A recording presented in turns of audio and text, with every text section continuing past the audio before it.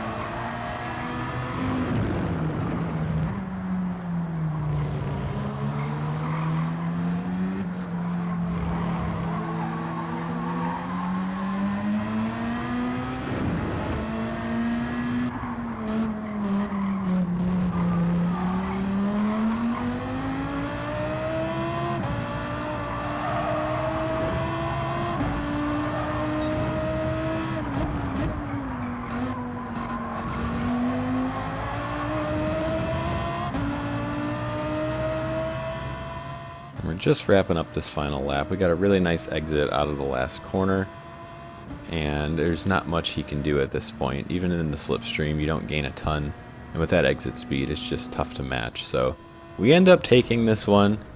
We get a race time of around 7:50, but again, there's plenty of mistakes in there, so we could get this well into the 7:40s with a bit more practice. But I thought that was a pretty solid race. A lot of cars pretty even on pace, and you can definitely see the strengths and weaknesses of everything. You can see a lot of back and forth throughout the lap, so it's really interesting to see.